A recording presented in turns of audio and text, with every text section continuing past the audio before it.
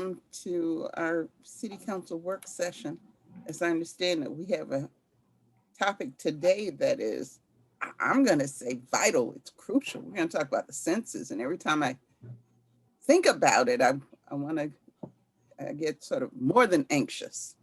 So I'm very much eager to hear what you have to say, Alex. BJ, if you'd go lead the introductions around the room. Certainly. With us is Katie Hasselwander. Hi, I'm City Council staff. I'm also City Council staff, BJ Scanlon. Jose Pio. City Council Northwest. Thank you. Denisa Brown. Deputy City Clerk. Alex Udelson. Chief of Staff for the administration. Loretta Scott. City Council President. Mitch Gruber. Malik Evans.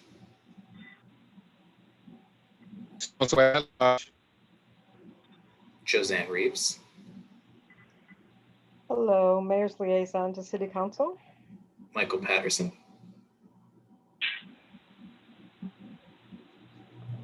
Councilmember Patterson is the Northeast District Rep. Jason Eastman. Senior Partnership with the 2020 Census. Lachey Harris. City Council South. And Ariana Winston.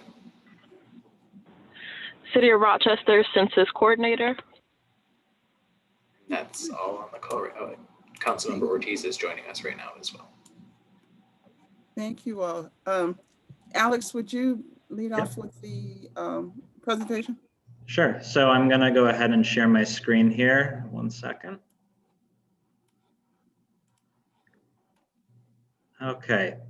So I'm going to give a quick update. We've talked a couple times now about where we are on the 2020 census. And so I do want to acknowledge Ariana Winston is on the call. She is our census coordinator, works in my office, has been working diligently the last few months, and she's going to talk a little bit about our outreach strategy and some of the grassroots efforts that are going on.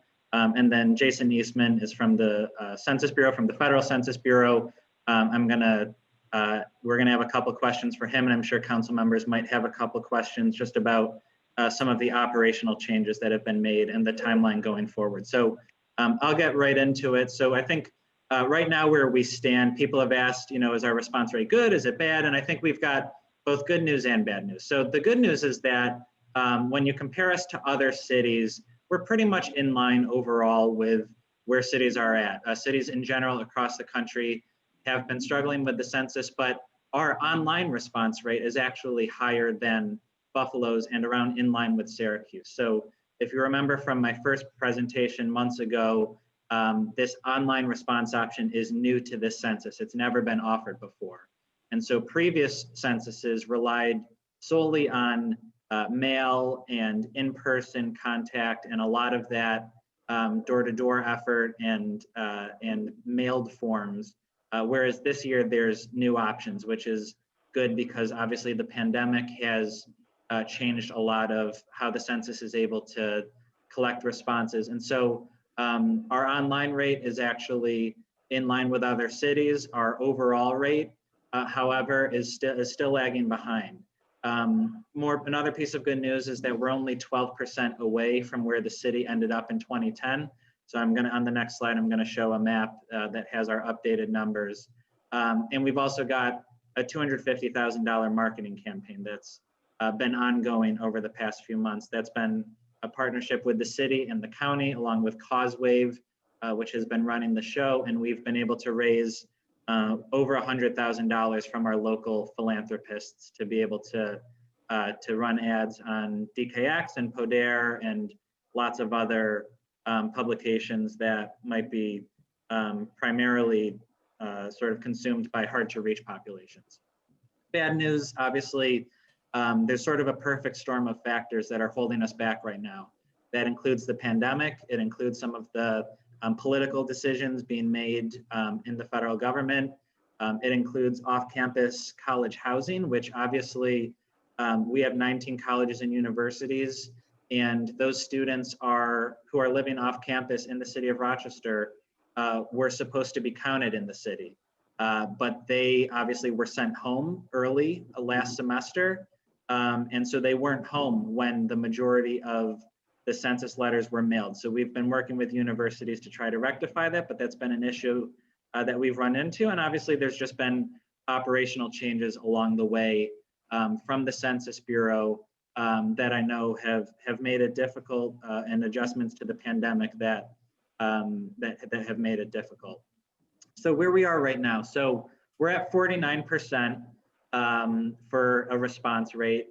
We got up to 61% in 2010. So you should consider these numbers all kind of relative, right? A 49% response rate does not mean that the city of Rochester's population is going to be 100,000, right? So we're not saying that of the 210,000 or whatever number we've been using, that our next population is going to be 50% of that. It's a relative formula that the Census Bureau uses, and I think we should think about it in terms of relationship to how we've done in previous years. So in 2010, we were at 61%.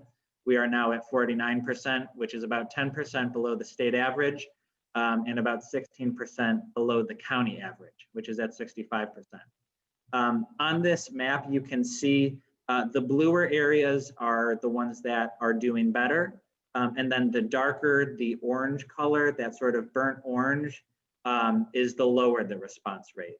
So you can see there some of the lower performing areas. There's sort of an outlier census tract out to the west. That's the Lyle, Mount Reed sort of area, which is a little bit more industrial. So we would expect the numbers to be a little off there. But when you consider the really heavy residential areas that we are concerned about, that you see highlighted in dark on the map, obviously North Market View Heights, some of the southwest portion of 14621. And if it's helpful, I can go ahead and I'm going to share the map that we can zoom into a little bit. 1 second, if I can get out of this PowerPoint. There we go. So this is a little bit more helpful because you can see a bit more of the outline. And of course, it's refreshing on me. You can see the outline of some of the streets. Really, we're talking north of Upper Falls in the 14621 area. I think this just refreshed to Alabama, which is probably not the most helpful thing for this meeting. 1 second. What is going on here? I'm going to go back to this map here. So as you can see, right under 14621, above 14602 on the map, that's sort of the North Market View Heights area. That's an area we're very concerned about. There's a portion of downtown actually, which we're trying to get more information about why that one is not performing at a higher rate. We think it's due to a lot of new construction and new units where potentially folks might not have moved in yet. So we're trying to get more of a sense of why that sort of portion that's west of Union is not doing as well. Obviously, there's a couple towers in there that we are going to be working on as well. So that's one area of concern. And then Mayor's Heights, you can see, is outlined a little bit darker orange. And that's an area where the response rates are lower. So this map is available on the Census website. If you just Google census response rates, you can click on the map and you can click on Rochester and you can get the exact response rate for these various census tracts, which generally sort of outline neighborhoods. And it's a very useful tool. We've been using it to target our advertising, target our outreach, and it's something that is available to the public. So we have 7 weeks left, and obviously feel free to stop me at any time if you have any questions, but I have just a very short presentation. We have 7 weeks left now. Originally, the census was going to be given until the end of October to complete the collection efforts. That decision has been made by the federal government to move that back to the end of September. And I want to give Jason, and I'm not sure if Amy is on the line, sort of a chance to talk about what they're going to be doing from the Federal Census Bureau over the next 7 weeks and to answer any questions that council members might have for them. I do just want to make one note.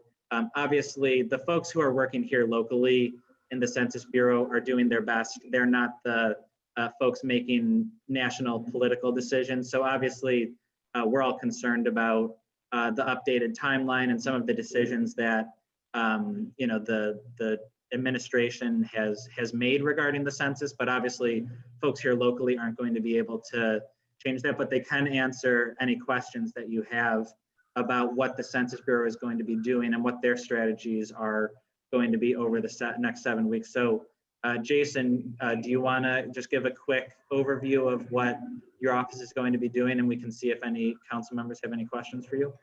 Yes, most certainly. Thank you so much for having us. And Amy sends her apologies that she couldn't ultimately be with us this afternoon. Something very important popped up. In terms of the Census Bureau, our ultimate goal is still to promote self-response. So that would be folks either going online, taking the census, calling one of the toll-free numbers in one of many different languages, or even mailing back that form that did arrive a couple months ago. So that is ultimately what we were trying to do, is really get the message out that it is not too late to self-respond. At the same time, we have sent out our census takers, door knockers, that you might have heard them called before, and they are visiting houses who have yet to not respond through one of the other methods. So that, as you just mentioned, we'll be going through the end of September, and we are confident that we can ultimately get a complete and accurate count by the end of that time. And I guess that's the update I have for you right now, because we are in the kind of the phase where things are winding down a little bit, even though there is still, of course, a lot more work to do. We will ultimately be certain to get it done. I saw Councilman Patterson. Okay, so can you hear me? Yeah. Okay, so I'm happy to hear that you guys are out there and doing the enumerating. I know a couple of enumerators. I know they're out doing some work. Comments on the parts of the district where we have low response in the Northeast. Look, my experience has been you really do have to go knock on those doors. Encouraging folks to fill out the item, that's not really working. I've been out there, I've been knocking on doors. I'm literally helping folks fill out the census form on my phone. It takes about 5 minutes. It's not a hard thing to do, but you have to knock on the doors, and you have to have somebody go to those doors and talk to those people directly, because in some instances, quite honestly, folks don't really read well enough to send back a form. Now, that is not everybody by any stretch of the imagination, but there are a significant number of seniors who, for whatever reason, don't really trust government, and you just sending them a form saying, yeah, fill it out, send it back, that ain't happening. You really do need to have an enumerator go and knock on those doors. So that's the first comment. The next question is, how often is that map updated? That map updates about 3 o'clock every day, except on Sundays. Okay. So the map is updating. So look, I'm the Northeast District City Council. I've been out a couple of days knocking on doors.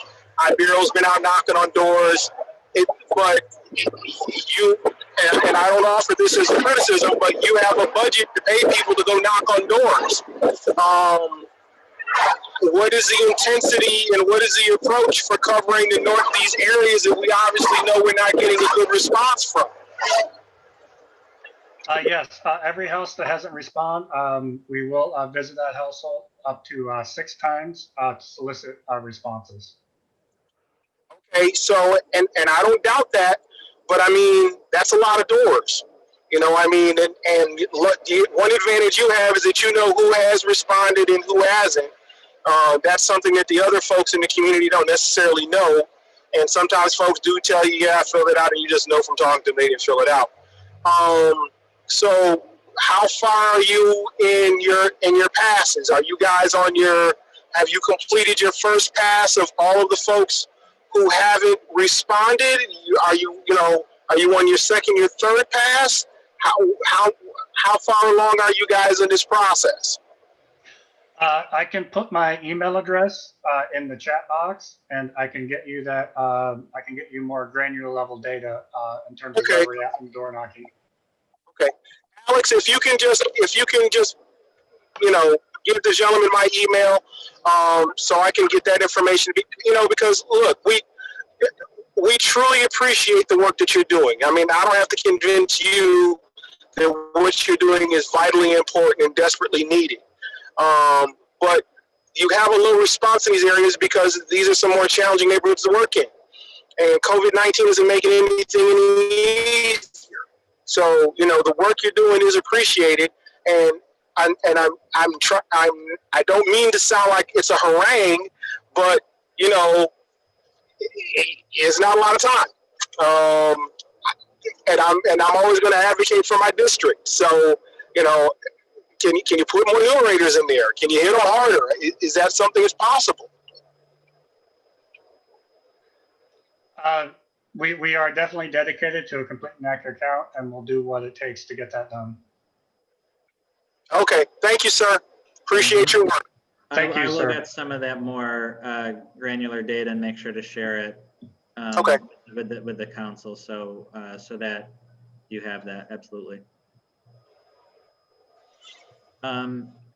So for the next 7 weeks, we've heard a little bit from the Census Bureau. Obviously, they're going to be doing their thing, but we're going to be doing a lot in the next 7 weeks, including robocalls, radio, TV, canvassing. We're going to be tabling at the various towers that are in tracks with lower response rates.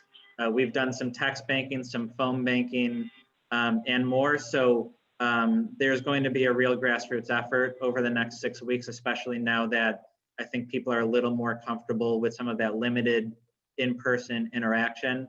Ariana is also on the call. She is our Census Bureau or Census Coordinator for the city. Ariana, I don't know if there's more that you want to share about some of the grassroots efforts that are going to be going on in the next 6 or 7 weeks and some of the things you've been doing so far. Sure. So, as Alex stated, like in the next 6 weeks, there are going to be a lot of hands-on approaches to interact with the community. Saturday, September 5th, there will be a Census book bag giveaway at the Cutting Edge Barbershop. This is an incentivized event where we're encouraging residents to come out, bring your children, come complete your census. In exchange, you receive a free backpack filled with school supplies. There's going to be music, free food, additional census information, on-site Census Bureau staff who will be able to help you complete your census. Yeah, so that's going to be exciting. There's also going to be a PPE giveaway at New Creations Unisex Salon. And at that event, same style, you come down, you complete your census, you receive a free PPE package. There's going to be raffles. Next Friday, City Hall is hosting a Young Professionals Door Hanging Day, where we're going into the Holland Townhouses and Chatham Gardens, to touch the homes that are in apartment complexes. Saturday, September 26th, there's a Secure Your Count collaboration taking place with the YWCA. That event, same style as the PPE giveaway and the book bag giveaway. We're incentivizing all those women who have special living situations to come complete their census. In exchange of you completing your census, you receive free items and information.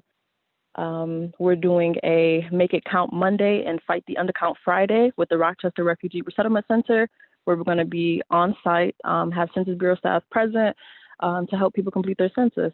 We're also doing a Seniors Week with the Rochester Housing Authority, where we're going to be at the high rises tabling.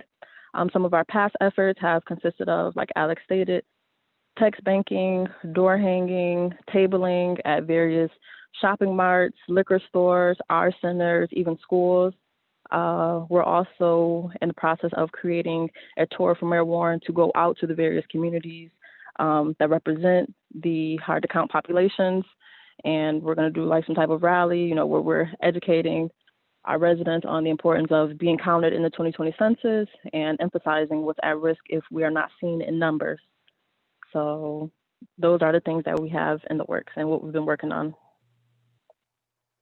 Thank you, Ariana. That's great. No. So how can council help? You know, this is just an idea that we had sort of brain. Can I just ask one quick question Of course. to Ariana? You mentioned the Rochester Housing Authority. There's gonna be an event for seniors there.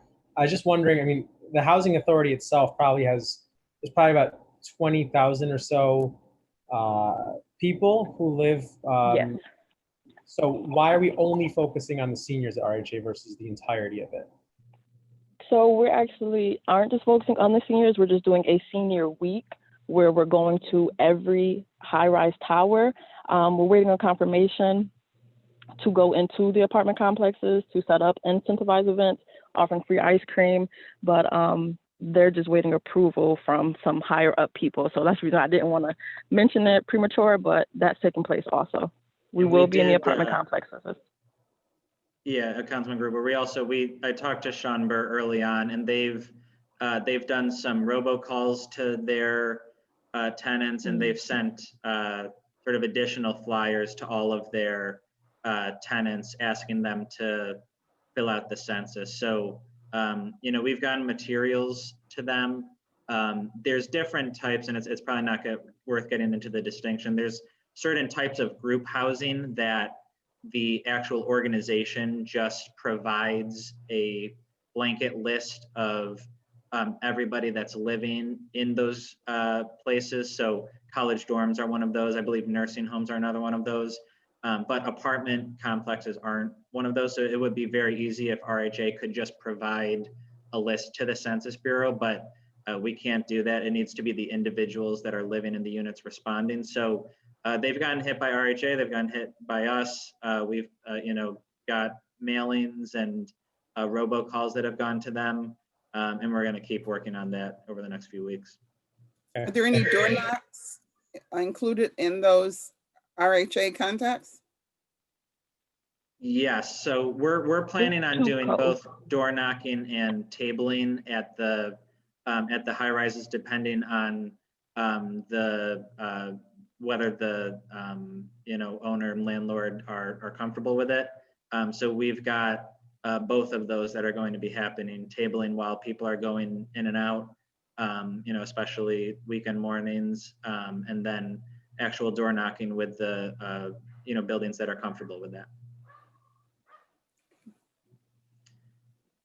So one way that we think council can help is obviously, especially if you saw your home census tract or your district having a underperforming tract, or really any underperforming tract. We'd love if a council member could sort of quote unquote adopt a census tract to focus on getting that specific neighborhood out, because obviously you know, this sort of operates on a one-to-one basis, right? You know, one person counted in a certain area counts the same to our count as another person, although they're used for different statistical purposes when drawing boundaries and stuff like that. So, you know, for our purpose, we are trying to get that total number up as much as we can. And so if you see in your home census tract that you've got maybe a rate that's 55% and it's a little bit better than the average, but you really feel that with your efforts, you could be able to get that up to 60%. That's just as valuable to the total count as getting somewhere from 30 to 35%.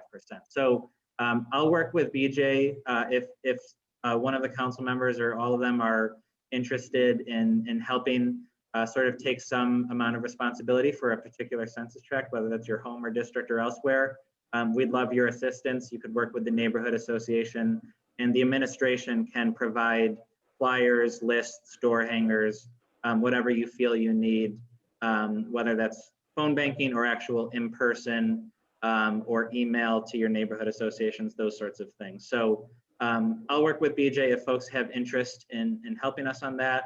That would be hugely critical over the next 6 weeks, because I know a lot of you have really strong relationships with your neighborhood home neighborhood or your district neighborhood. And so that's the presentation that we prepared. Really just wanted to see if folks had any questions, either from myself, for Ariana, for Jason from the Census Bureau, about where we go over the next 6 weeks. Okay, any additional questions, comments? No? Yeah. Last question. Go ahead. So are you still hiring? Sorry, say again? Are you still hiring? Yes, the Are you Census still- Bureau is still hiring. If you go to 2020 census.gov/jobs, you can submit an application. Okay. Councilmember Gruber? Yeah, just want to make sure that we're taking advantage of all of our excellent public institutions, places like the market, the libraries, the rec centers. I assume there's no stone left unturned in terms of getting outreach done through those institutions. Yeah, absolutely. So we've been doing a lot with them, and especially at the food pickup locations. For our city school kids who have been out of school, we've been sending home flyers with those meals. We've been having folks at the public market. The Census Bureau has been to the public market. Our rec centers have sent home information. The school district has sent home information. So we've been, working really hard at using those public institutions to try to get the word out. Okay. And what about the nonprofit sector?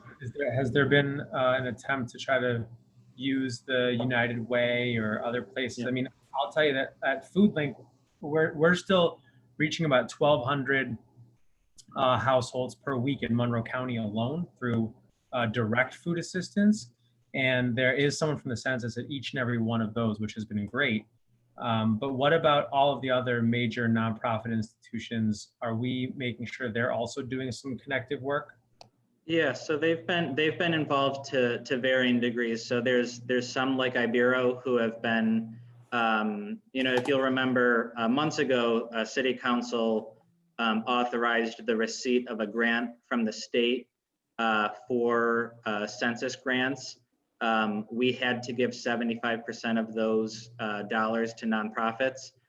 So Ibero, Trillium, other organizations have been awarded those dollars, and we're working on their plans with them. Ibero has gone door to door. They've been very involved. Helping Refugees is a smaller organization, but they've been using their group chats that they have with the refugee community to get the word out. So it's really been, every effort, large and small, from the nonprofits. They're involved to varying degrees, but we've at least reached out to all of the major ones. And like I said earlier, our philanthropy community has raised over $100,000 for a marketing campaign, which has been ongoing. And the city and the county each gave $50,000 to that effort as well. Thank you. Okay. Are there any further questions? If not, well, we thank you, Alex, and Jason, and who else? All of our guests. Thank you so much for bringing us up to speed on our census efforts, and we'll get in where we fit in and do what we can to make our count the largest it can be. All right. Thank you. So with that, we can adjourn this meeting, right?